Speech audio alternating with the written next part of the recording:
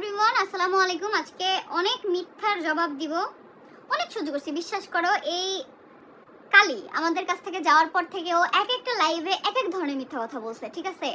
আমাদের পিছনেও পড়ে আছে, আবার আমরা নাকি ওর পিছনে পড়ে আছি। সো আজকে ওরে বাংলা ওয়াশ করা হবে। দাঁড়াও, লাইভটা সবাই জয়েন করো।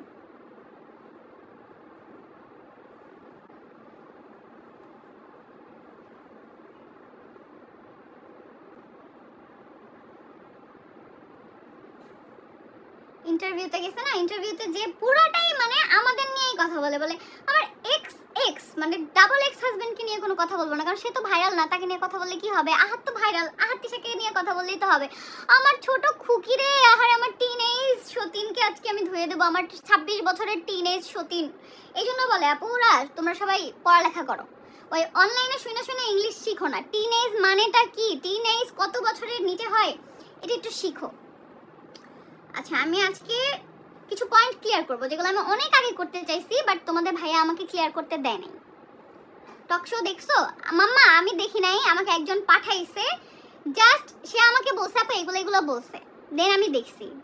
দেখে আমার মন চাইতেছে ওরে আমি সামনে বসাই ওরে বলি, বোন এত নাটক কিভাবে করে? 26 বছরের একটা মেয়ে কিভাবে টিনেজ হয়?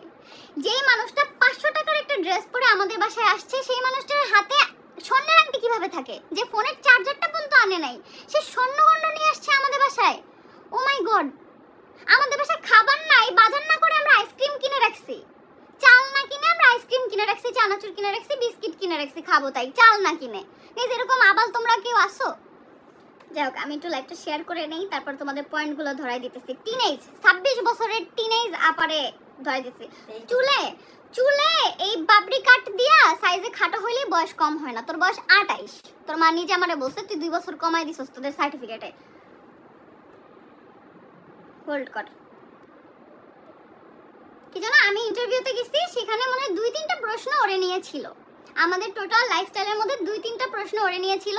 তাই আসছে ভিডিও বানাইছে, আমাকে নিয়ে কেন কথা বলবি? তুই ইন্টারভিউতে যা, তুই তো পুরো গল্পটাই বললে আমার আর রাহাজের নিয়ে। কেন তোর এক্স হাজবেন্ডের সংসারটাও তো তুই ভাঙছস, সেখানে তোর ননাসের হাজবেন্ডের সাথে তুই প্রেগন্যান্ট হয়ে গেছস, সেটা কেন বললি না? কেন বললি না? লজ্জা লাগছে খুব যে প্রেগন্যান্ট হয়ে গেছস তোর ননাসের হাজবেন্ডের সাথে পরকীয়া করে, যার জন্য তোরে মুন্না বাসা থেকে বের করে দিছে, তোর এক্স হাজবেন্ড তোরে বাসা থেকে বের করে দিছে। আরো পয়েন্টগুলো তো আমি বলতেছি, দাঁড়া এক মিনিট, আমি একটু আসবো। আমি কই? এই যে আমি 1 মিনিট আসলাম তোমাদের সাথে একটু আচ্ছা আমি লাইভটা শেয়ার করে নিয়ে আসি। হ্যাঁ করো। তোমাদের সাথে একটা কথা শেয়ার করার জন্য আমি আসলাম।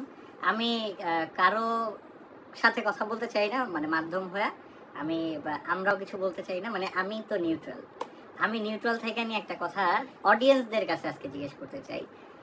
যে মানুষ আমাদের লাইফ থেকে, বা আমি আমার ব্যাপার বলি, আমার লাইফ থেকে চলে যাওয়ার পরে, বা আমি ডিভোর্স দিয়ে দেওয়ার পরবর্তীতে চলে যাওয়ার পরবর্তীতে সে সুন্দর মতো যায় নিয়া আজকে এই থানায়, কালকে ওই থানায়, তো পরশু ওই কোর্টে, তরশু সাইবার ক্রাইমে, তারপরের দিন হচ্ছে গিয়ে কি বলে মানব কি যেন একটা সংস্থা আছে, সেই সংস্থায় জায়গায় জায়গায় দৌড়াইতে পারছে জাস্ট খালি একটা জায়গায় যে এটাও বলছো ওর কাবিন নাকি 10 লাখ, যখন বলছে কাবিন নামাকেই দেখাতে পারে।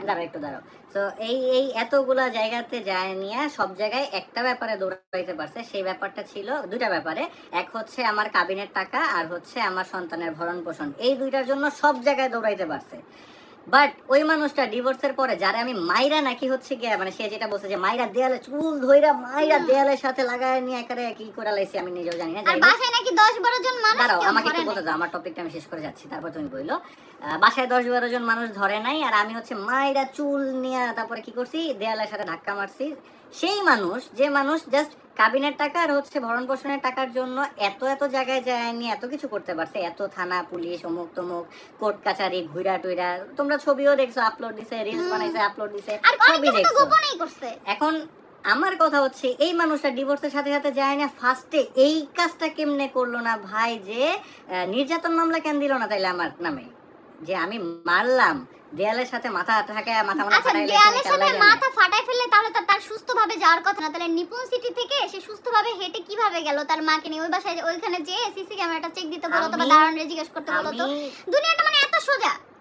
এক একটা লাইভে অতীত থেকে এক এক রকম কথাবার্তা বলে হ্যাঁ। বলে বলে বলে তারপরে আজকে ইন্টারভিউতে যায় নাকি হচ্ছে কি আরেক টোটালি কথা, ডিফারেন্ট টপিক। বা মানে মিথ্যা কথা আমার এমনই কথা হয়। দাঁড়াও, আমার কথা অডিয়েন্স তোমাদের কাছে সেটা হচ্ছে, যদি আমি মাথায় বাড়ি দিয়ে মাথা ফাটাই ফেলে থাকি তাইলে গত 1 থেকে 1.5 বছর হয়ে যেতেছে ডিভোর্সের ঘটনা, এটা একবারও নিয়ে বললো না অতীতে কেন? কেন কথা হইলো না? কেন হলো অতীতে না? তো কথার খেতা আগুন, যে মানুষ যায় নিয়ে হচ্ছে গিয়া থানা হুম। কোর্ট কাছারিতে ঘুরতে পারছে